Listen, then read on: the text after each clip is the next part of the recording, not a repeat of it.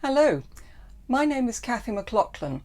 I'm an art historian specialising in 19th and 20th century painting, and I'm also a lecturer with Art Pursuits, the Art Society and the Victoria and Albert Museum. Whenever possible, I like to visit the places associated with the artists I study, as this so often brings new insights into what they were trying to achieve. One of my favourite places is New York. And in this online lecture, I want to look at an artist whose work still influences our perceptions of the city and the people who lived there.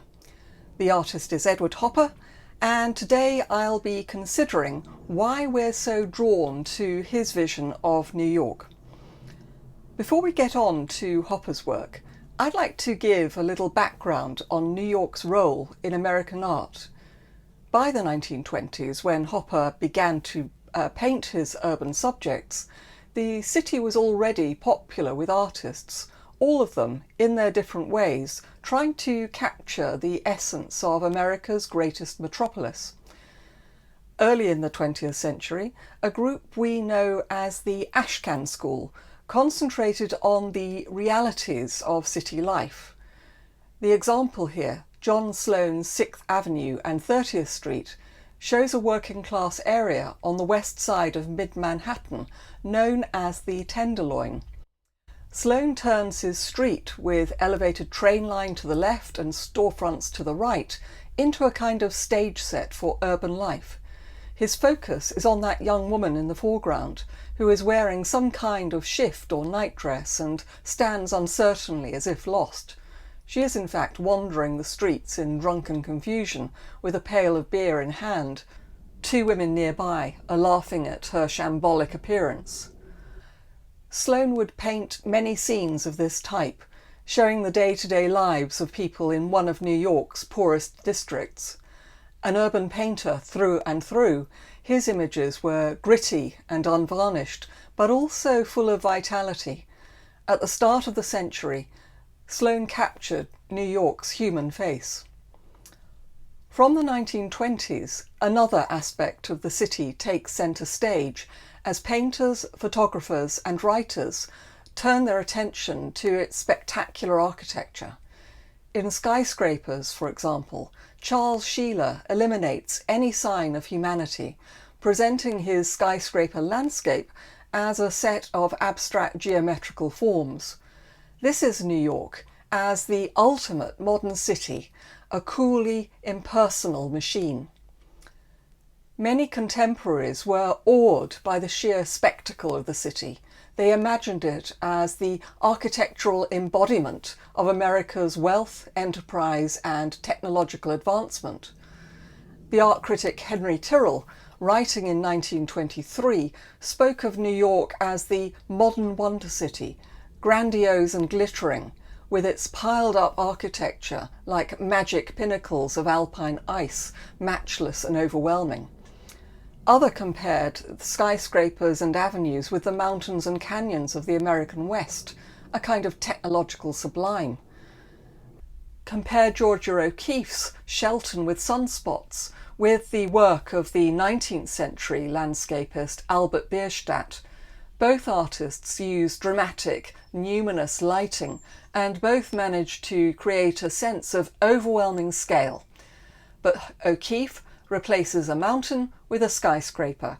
Her subject here is the Shelton Hotel, which when it opened in 1924 was one of the highest buildings in New York. O'Keeffe lived there with her partner, the photographer Alfred Stieglitz, and she painted several dramatic images of Midtown Manhattan from the windows of their 30th floor apartment. Here, though, we see the Shelton from street level, and we sense O'Keeffe's thrill at the spectacle before her. As with Bierstadt's mountain peak, note how the top of O'Keeffe's skyscraper almost disappears in the dazzle of sunlight. The building becomes a beautiful apparition, with shimmering golden sunspots to complete the effect. Turning now to Hopper's New York, we are struck, first of all, by the absences. What happened to the press of humanity we saw in John Sloane? Where are the skyscrapers of Sheila and O'Keeffe? Hopper's streets appear silent and underpopulated, and his buildings lack any hint of the sublime. In part this is down to location. We move with Hopper from Midtown Manhattan to an older and quieter part of the city around Greenwich Village. Many of Hopper's motifs were within walking distance of Washington Square, where he lived and worked from 1913 till his death in 1967. Hopper also takes a view of New York that is quite unique, and he invites us, his viewers, to participate in this personal vision, to see reflected in it some of our own feelings about the city. There is something paradoxical about this, that an image can have a meaning that is at once personal and universal, but that is probably what Hopper intends. His images of New York are utterly his own, yet they are also icons of the modern urban experience. Those women sitting alone in cafes or hotel lobbies, the nighttime glimpses of office interiors and city apartments. The people in these pictures don't interact like players in a mini-drama.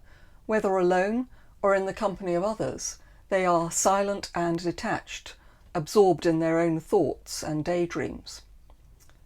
No surprise that many commentators, in describing the effect of Hopper's works, have referred to feelings of loneliness, melancholy, anxiety, or even alienation.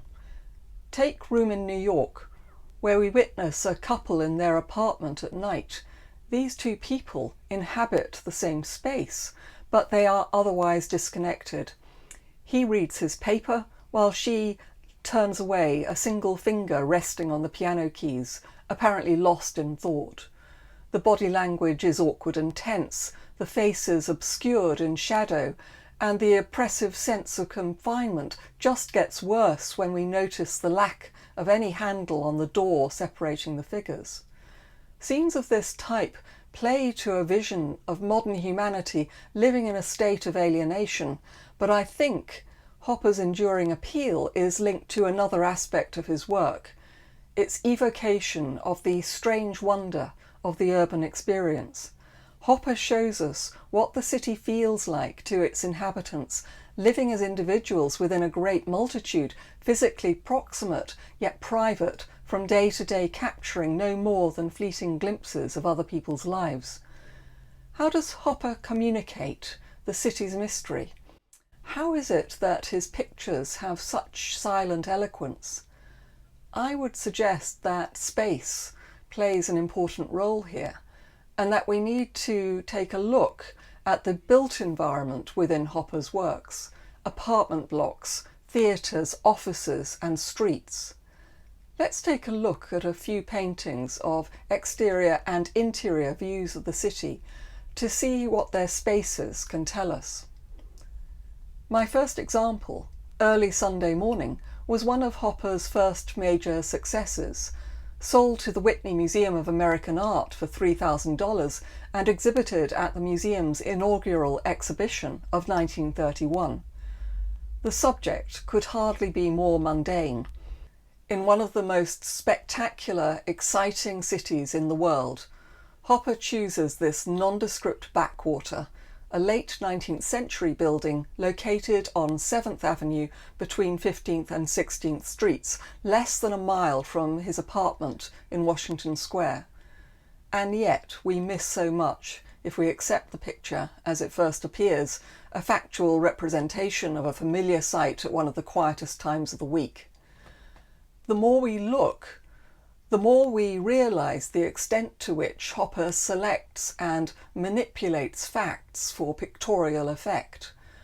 This is not simply a slice of New York reality. Compare the painting with a photograph of the same building. You'll notice alterations to the building itself, 10 windows instead of the 9 shown in the photograph. This change tends to enhance the composition's horizontal emphasis as does the omission of taller buildings to either side, implying that these storefronts may extend further outwards to left and right. Hopper has also eliminated the buildings that should form a backdrop to the view, replacing them with a strip of clear blue sky and leaving just a single dark square in the upper right corner. Dislocating his slice of New York from its actual environment is one means by which Hopper edits reality, but even without a photograph for comparison, the painting itself presents some unsettling inconsistencies. Take lighting. It's morning, and Hopper's building faces southeast, so we'd expect frontal lighting. But in the foreground here, the low sunlight has been directed from the northeast to cast long parallel shadows from the curb, fire hydrant, barber's pole, and some other tall object beyond the frame. Then, as we look upwards, the light direction shifts. 3 shadows from shop signs slant diagonally downwards, while the cornice brackets and ventilator shafts cast their shadows upwards. The most strongly illuminated object is a barber's pole, which tilts just slightly from the vertical, its form sharp and clear in contrast with the blurred out lettering of the shop windows. And shouldn't we be able to read that lettering? Then observe the fascinating variations in those upper windows, blinds raised to slightly different levels, windows left dark and blank, curtains parted or fully drawn. There is a rhythm to all this, a sense of pattern, but also a suggestion of varying levels of alertness. Objects take on a strange eloquence. We sense the paradox at the heart of Hopper's painting, its insistent, low-key analysis of a mundane urban space calls on us to seek out that which is absent, a human presence. Now let's turn to one of Hopper's urban interiors. I've chosen a work of 1939 called New York Movie, which is on display at the Museum of Modern Art in New York. Again, the subject draws on Hopper's own experience of the city.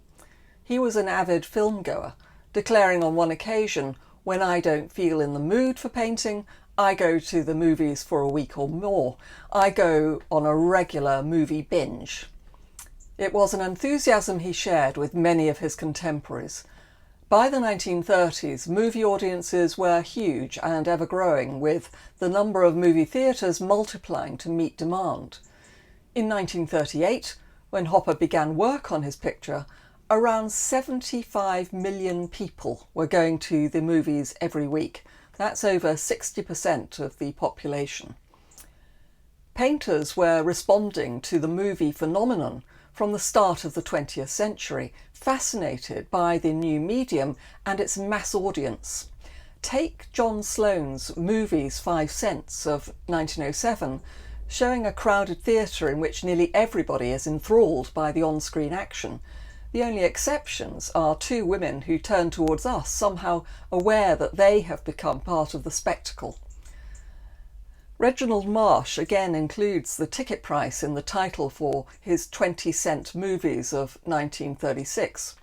It's higher than in Sloane's day, but still low enough for the crowd waiting by the theatre entrance. Marsh delights in comparing ordinary humanity below and stars of the film world above, while the posters advertise titles like Dangerous Curves, Stripped Bare, A Love Written in Blood, and Joys of the Flesh. Now let's look at Hopper's treatment of the same theme. Instead of a crowd, we now have just 2 people in the audience. The picture's most important figure, an usherette, is leaning against the wall in the right-hand aisle and seems to be lost in melancholy thought. Instead of noisy vitality, we have a scene of silent vacancy. In creating this mood, the treatment of space is every bit as important as the figures. Hopper's bias emerges in the preparatory drawings for New York Movie, most of which show details related to the architectural setting, decorated columns, architraves, mouldings, balcony boxes, a staircase, and curtained awning. The artist also notes locations, and we can track him visiting a number of theatres near Times Square and Broadway through 1938 and 1939. But the goal isn't accuracy as such. We won't find in this or any other work by Hopper an exact representation of a particular site. Instead, what we get is a distillation of looking, reflection and memory, with details selected and altered to maximise their expressive potential. In this case, Hopper's focus is on divisions in space. Notice the oblique viewpoint taken from the right-hand side of the theatre, which blocks out most of the audience and screen, but offers instead partial views of the auditorium, side aisle and a staircase leading to the first floor balcony. Notice that these areas are demarcated through details like the brass handrails and drapes, but also more subtly through shifts in light and colour. Notice above all that wall end dividing the auditorium from the aisle, painted in a murky blackish brown. This area forms a dark void at the heart of the painting and a powerful break between the spaces occupied by the audience and usherette. Through the interpretation of space, Hopper finds a way to map out different levels of reality between the world conjured in film, the physical world of the theatre and its audience, and the inner dream world of the usherette.